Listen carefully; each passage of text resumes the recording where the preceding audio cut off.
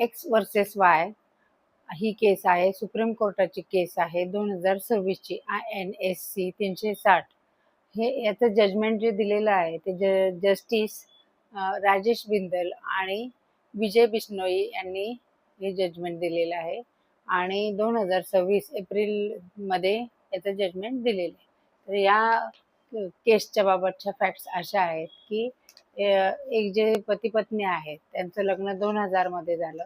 त्यांना 2 मुलंही झाली आणि तरीही त्यांच्यात काही वाद होते, ते काही मिटत नव्हते. वाद इतके विकोपाला गेले की शेवटी ते 2022 पासून वेगळे राहत होते. आता 2022ला वेगळे राहत होते. शेवटी पतीने डायव्होर्सचं ॲप्लिकेशन केलं. आता डायव्होर्स ॲप्लिकेशन त्यांनी केलं. नंतर कोर्टाने हे मध्यस्थी केली आणि काउन्सिलिंग केलं. बरेच काउन्सिलिंग केलं, मध्यस्थी केली. पण दोघांच्यात काही पती पत्नीचे जे भावनिक नातं होतं ते काही राहिलंच नाही आणि शेवटी त्यांचे वाद मिटले नाहीत म्हणून म्युच्युअल कन्सेंटने डायव्होर्स घ्यायचं त्यांच्यात ठरलं.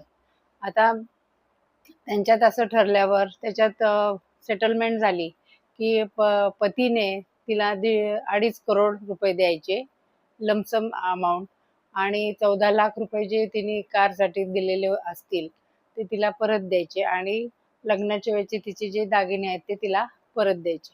आणि पत्नीने त्यांचे जे बिझनेस ट्रान्झॅक्शन्स होते त्याच्यात तिने 2.5 करोड जे घेतलेले ट्रान्झॅक्शन्समध्ये तिच्या नावावर होते ते त्यांनी त्या नवऱ्याला तिने परत द्यायचे. अशा प्रकारे हे सेटलमेंट झालं.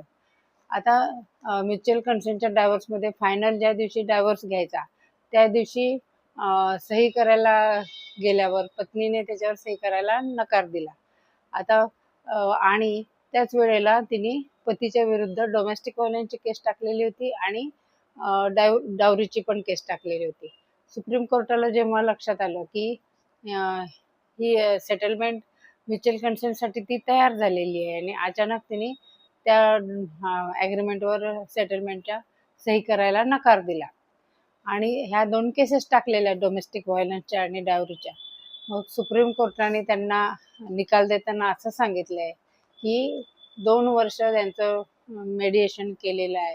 त्यांची मध्यस्थी करून वाद मिटवायचा प्रयत्न केला आणि 2 मुलं झाले तर तुम्ही मिटवा, तोपर्यंत मिटवला नाही आणि आता एकदमच तिने त्या ह्याच्यावर सही करायला नकार दिला आणि त्याच्यामुळं कोर्टाने असं सांगितलं की कोर्टाचा इतका व्हॅल्युएबल जो टाईम आहे त्यांनी वाया घालवला आहे आणि आता म्युच्युअल कन्सेंटसाठी ती तयार झाली.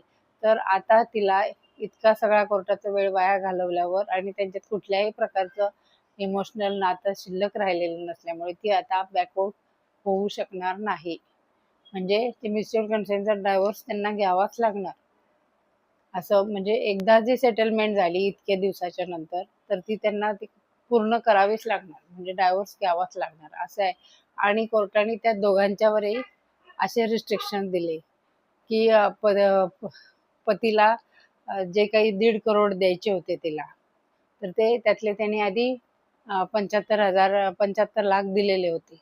आता उरलेलेही त्याला 75 लाख आहेत ते त्यांनी द्यावेत आणि पत्नीनेही तिचे राहिलेली ती अमाऊंट आहे तिने त्याला द्यावी आणि दोघांच्यावर असं रिस्ट्रिक्शन होतं की दोघंही आता एकमेकांच्यावर कुठल्याही प्रकारच्या केस टाकू शकणार नाहीत आणि कोर्टाने त्या पतीच्या विरुद्ध ज्या बायकोनी डोमेस्टिक व्हायलन्स आणि डावरीच्या केस टाकलेल्या होत्या त्या कोर्टाने क्वॅश करून टाकल्या आणि रिस्ट्रिक्शन्स लावले की आता हा म्युच्युअल कन्सेंटचा डायव्होर्स झालेला आहे. आता दोघंही पती पत्नी एकमेकांच्यावर कुठल्याही प्रकारच्या केस टाकू शकणार नाहीत.